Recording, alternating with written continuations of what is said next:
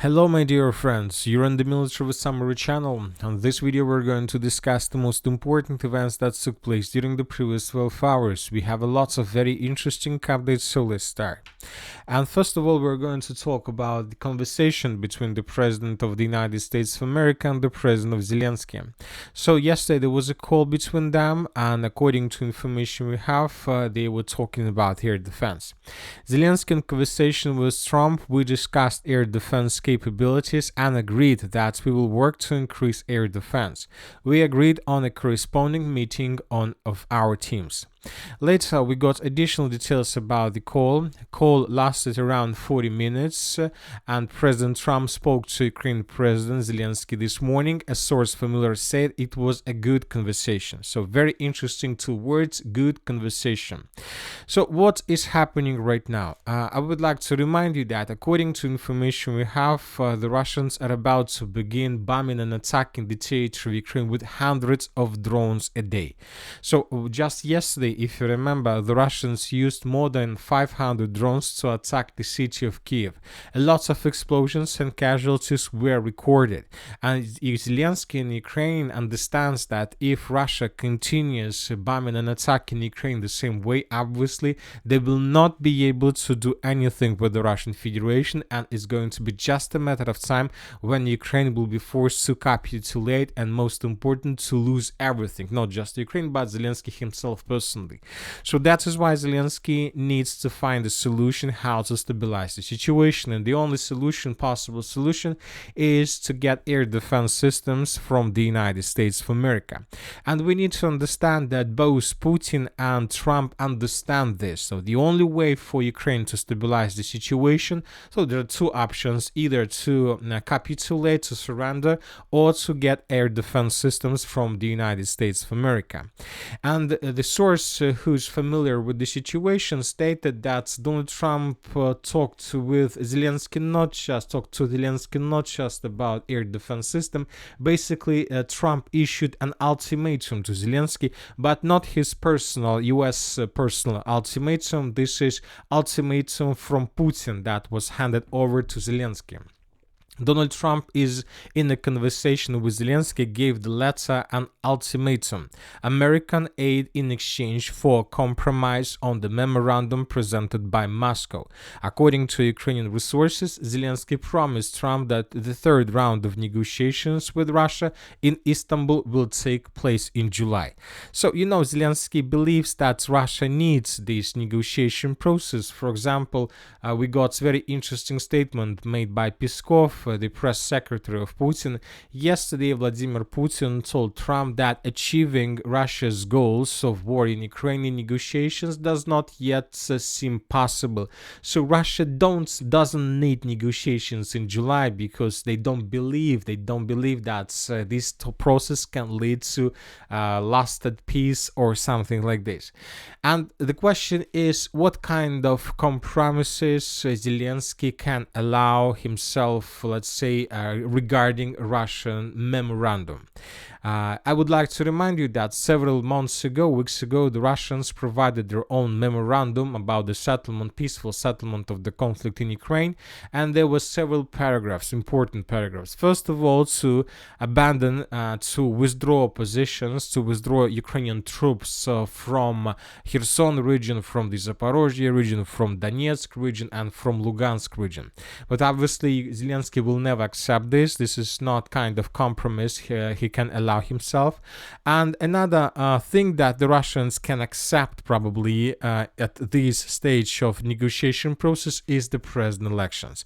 And we believe that Donald Trump, the president of the United States of America, promised Zelensky additional air defense systems as many as he needs, in exchange for president elections. This is a very important question, and the main reason why do we think like this is that currently during the next 10 days, Zelensky will have to make very important decision regarding regarding martial law and regarding mobilization.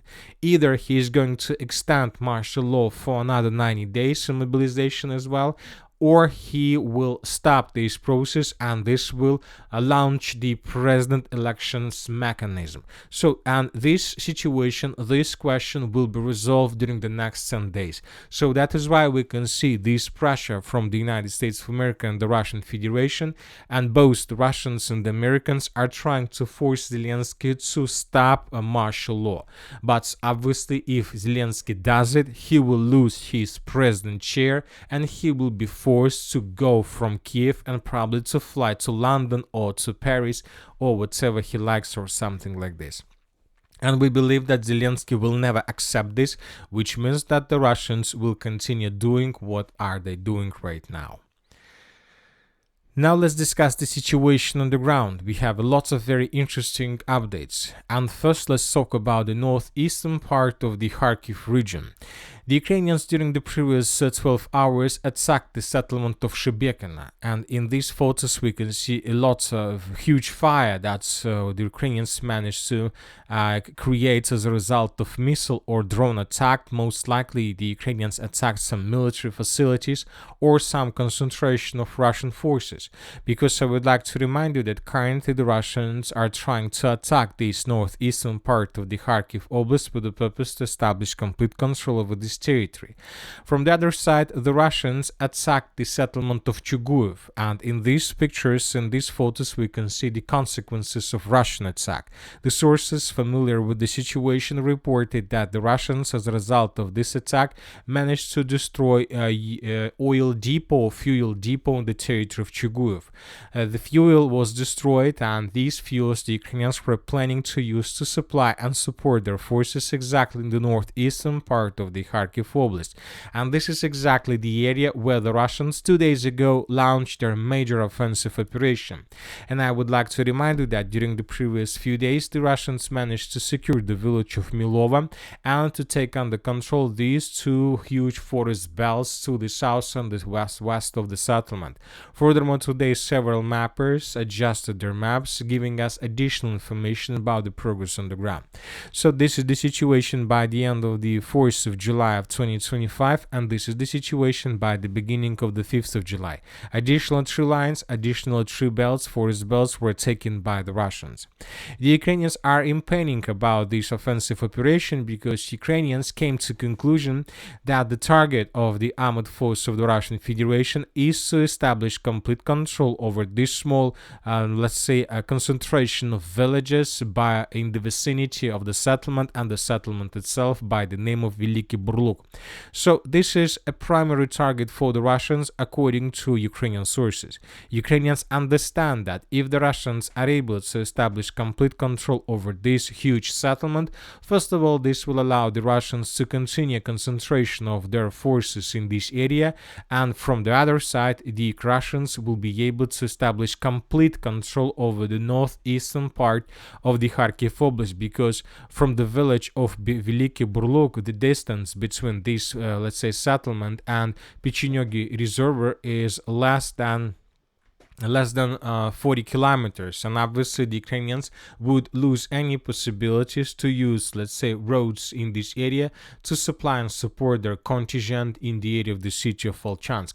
And don't forget that currently the Russians are attacking Ukrainian positions to the west of the city of Volchansk, probably with the purpose to improve their positions and to cut Ukrainian possibilities to use, let's say, this area for logistic for the armed forces of Ukraine in the northeastern part of the Kharkiv Oblast.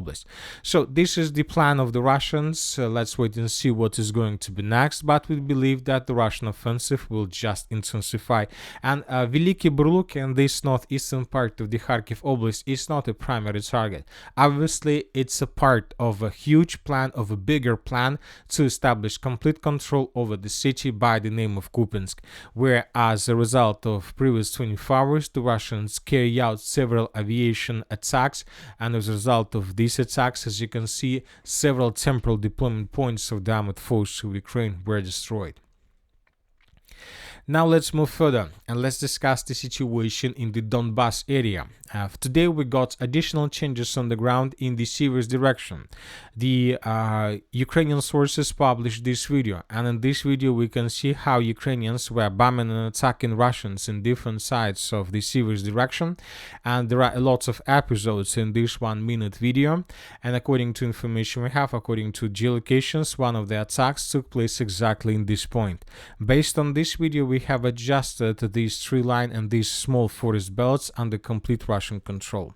So we see that the Russians are maintaining their lines, trying to shorten the distances and trying to cut this pocket completely. This is a part of the battle for the settlement of Serebryanka. At the same time, the Russians control the main supply lines and roads in this area with the purpose to ruin Ukrainian logistics completely. So the battle for the Siversk is ongoing. Now let's discuss the situation in the Konstantinovka direction. During the previous 24 hours, we got just one video from the area of the southern micro-districts of the city of Chasiv Yar.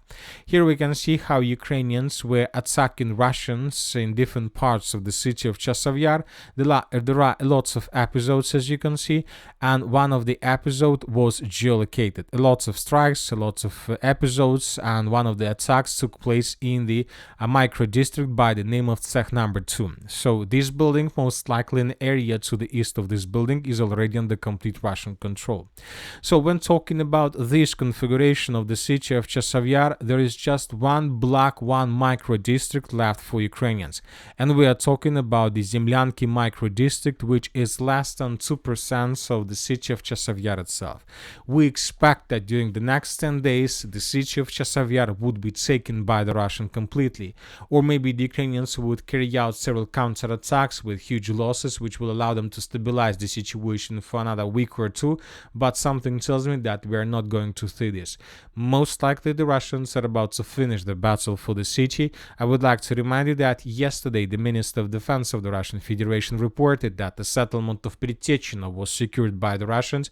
The most important village and the distance between, for example, the city of Konstantinovka, first buildings, and the village of Pritekyino is already less than 3 kilometers, and there are no more barriers between these two settlements. So the Russians anytime soon can carry out another offensive operation and basically to answer the city of Konstantinovka. The situation for the Ukrainians in this area remains tense, and telling the truth, I'm not even sure what exactly the Ukrainians are going to do next. Now let's move further and let's discuss the situation in the Pokrovsk agglomeration. We have lots of very interesting statements. Several Ukrainian very reliable and very famous soldiers on the ground published very interesting articles regarding the situation in this area. Pokrovsk is threatened with operational encirclement if we don't find infantry. That was stated by the fighter of the armored force of Ukraine called Sign Muchnoy. If we don't find infantry now to close this area, we can prepare for operational encirclement of large cities, starting from Mirnograd and in turn to Pokrovsk, write the military man. So, and he wrote this due to the critical situation in the eastern flank where the Russians continue their offensive operation. And as you can see, during the previous night, we got small changes in the area of the settlement of Koptiva. This video was published by the Ukrainian side. In this video, we could see how Russian soldier was fighting with Ukrainians in close combat distance under very heavy fire of Ukrainian FPV drones. So this episode took place exactly in this area. Based on this episode, we have adjusted the territory to the northwest of this village of Koptiva. So the Russians continue their offensive operation. As for the South Donetsk direction and the Dnipropetrovsk direction, today the Russians managed to destroy the bridge in this area finally. So this is the only bridge through the river Volcha that Ukrainians could use to supply their contingent in this pocket.